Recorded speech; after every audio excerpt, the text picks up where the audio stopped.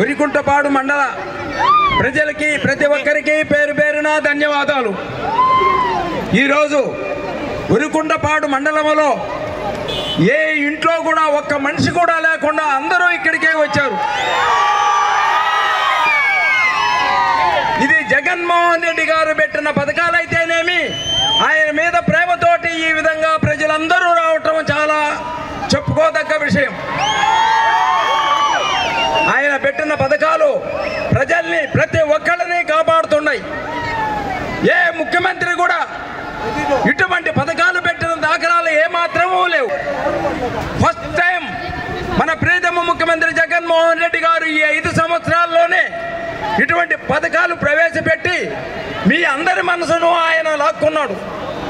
ఆయన మనసు మీరు లాక్కున్నారు. ఇదే పద్ధతిలో రేపు కొత్త మేనిఫెస్టో వచ్చింది. ఆ మేనిఫెస్టో దీనికన్నా డబల్గా ఉంది.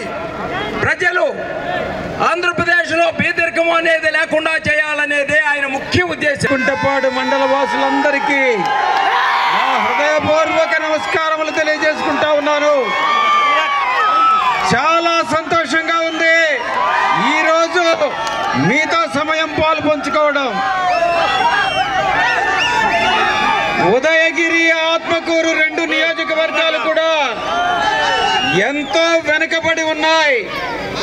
వీటిని ఎలా అభివృద్ధి చెందించాలి అన్నటువంటి ఒక ప్రణాళిక వేసుకుని అందరం కలిసి, నేను కానీ పార్లమెంటు అభ్యర్థిగా నేను, అసెంబ్లీ అభ్యర్థిగా అన్న రాజగోపాల్ అన్న తప్పకుండా ఈ యొక్క ప్రాంత అభివృద్ధికి కృషి చేస్తామని మీకు సభాముఖంగా తెలియజేసుకుంటా ఉన్నాను.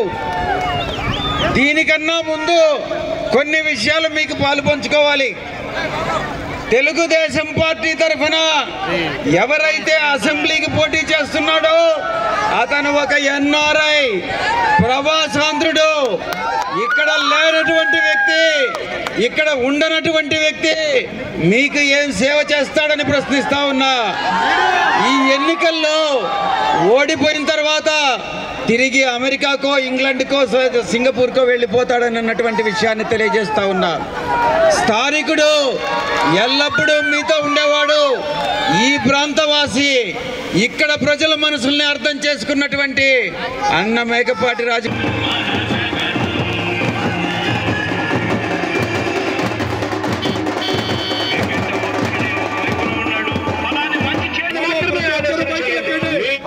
ప్రతి ఒక్కరు బైకులు ఎక్కండి.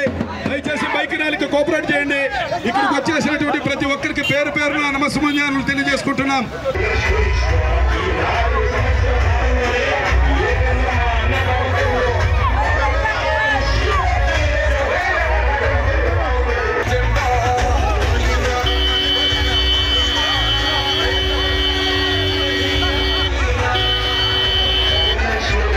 ముందుకు కదలండి నాన్న, ముందుకు రండి, ముందుకు రండి, ముందుకు రండి.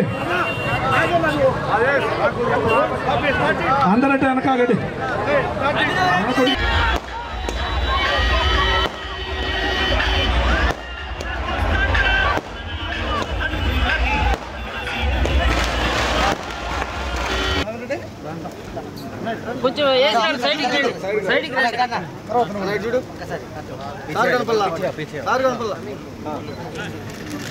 అన్న